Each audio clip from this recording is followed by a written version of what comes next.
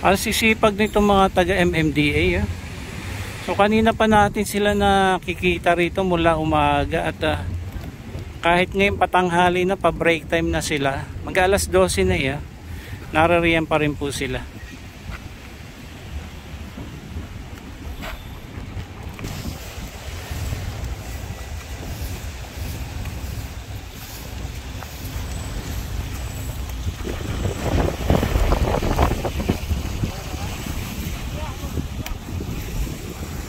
Ang dami kasing naipong basura dito, no? Ayan, at ngayon po pinagtutulong-tulungan ng mga MMDA na linisin. Ayan, nandito po tayo muli sa Dolomite Beach at mukhang unti-unti na ulit na lumilinis, ano? Balik alindog. At gumaganda na muli itong Dolomite Beach. Ayan, naririyan na rin po yung mga taga MMDA. Back to work na sila. Dito nila tinatambak yung mga naiipon nilang basura. Ayan, lakad-lakad tayo. Tingnan natin yung sa may tabing dagat. Kasi nung nakarang araw napaka dami ng basura. So ngayon ito titingnan natin muli kung nabawasan na ba at kamusta na ang itsura ngayon ng Dolomite Beach. Dito kasi ang ganda na tingnan, no? Walang mga basura tayo nakikita dyan. Punta tayo dito sa tabing dagat.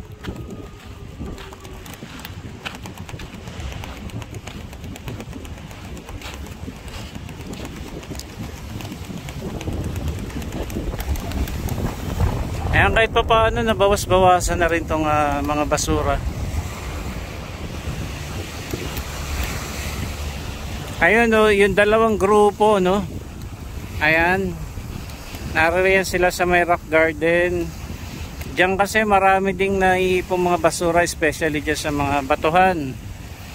And also, ito naman yung mga isa pang grupo ng MMDA. Okay, lakad-lakad tayo.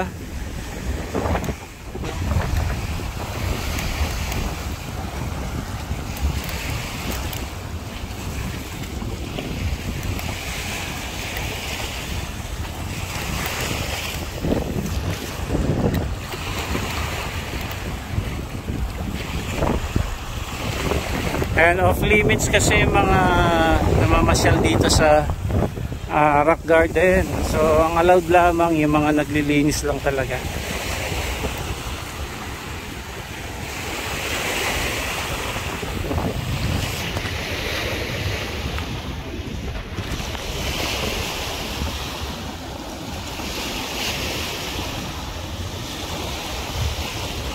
Ang dami parang naipong mga basura dyan sa mga batuhan.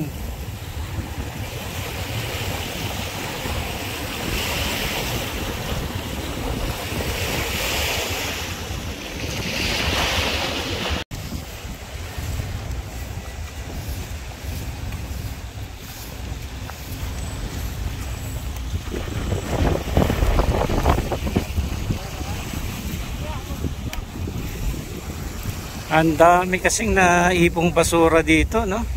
Ayan, at ngayon po pinagtutulong-tulungan ng mga MMDA na linisin.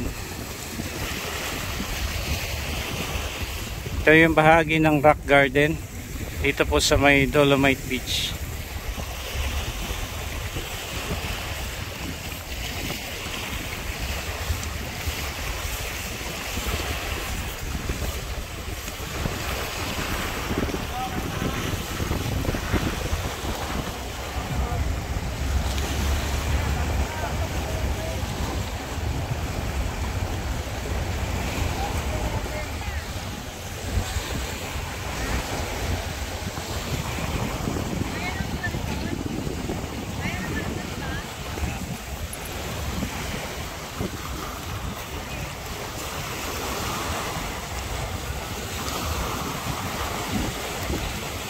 Ayan guys, ito pa po yung mga basura ng napadpad dito nung kasagsagan ng Carina, no, bagyong Carina sa Habagat. Ayan, siksik sila dito sa mga batuhan, dito sa may rock garden area nitong Dolomite Beach, na kung saan ngayon ay pinagtutulong-tulungan ng mga taga MMDA na tanggalin, linisin yung mga basurang napadpad dito. Ayan, na ito na sila.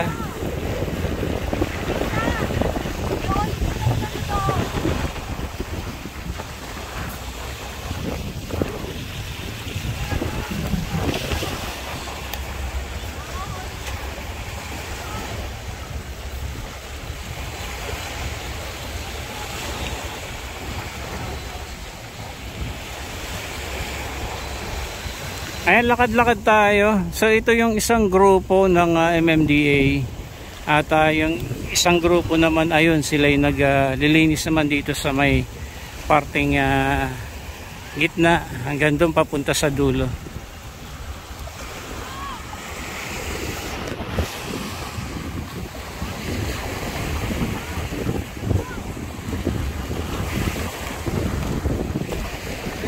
Yan, kahit papaano ay nabawas-bawasan na rin po yung mga basura.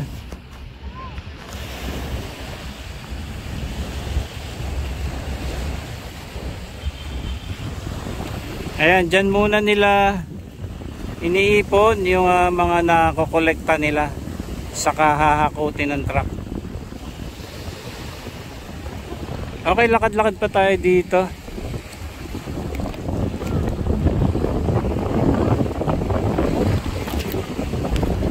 Napaka-tindi ng init.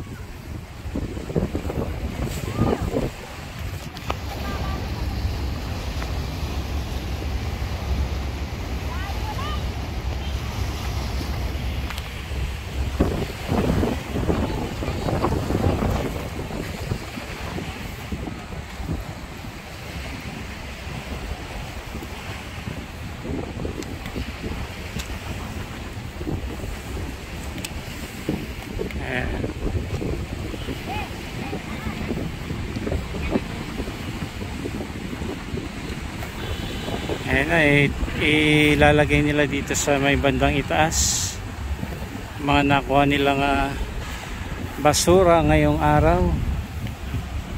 Dito sa area na ito, sa unang phase ay kahit pa paano balik ganda na. Ayan, pagkatapos ng bagyong Carina at Habagat. Ayan, at kahit pa paano medyo nakakaahon-ahon na, no? Yan, tingnan natin yung kulay ng tubig ngayon.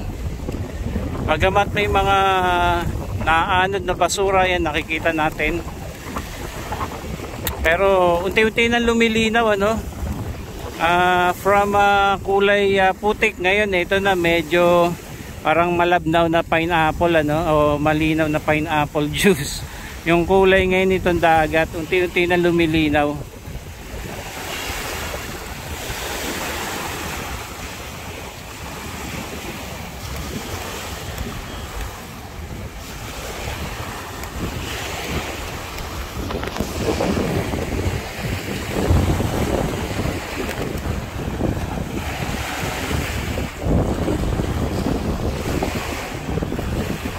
So hindi po nagpapabaya ang ating government.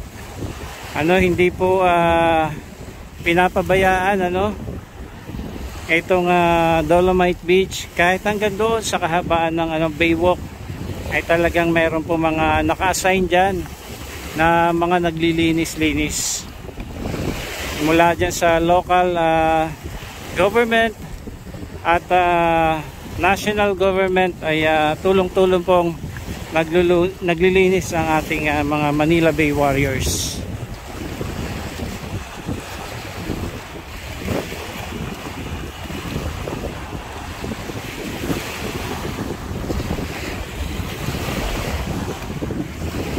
Okay, sobrang init at hindi na tayo pupunta doon. Dito na lang tayo. Ayan, alas 12 na. Ngayon lamang din natapos itong trabaho o paghahakot ng mga basura. mula dito sa mga taga MMDA at from Tupad ano na sinasabi, at from Dole rin na nabanggit si ate. Hindi ko ganong alam yung information sa isang grupo na yun, pero sabi niya from Tupad and Dole. Ayan, so salamat sa mga Manila Bay Warriors na araw-araw na naglilinis dito, at saka mga volunteers from different agencies at different groups na naglilinis po dito. Ayan, medyo malakas ang hangin, pero kahit pa paano ay maganda-ganda na rin yung panahon.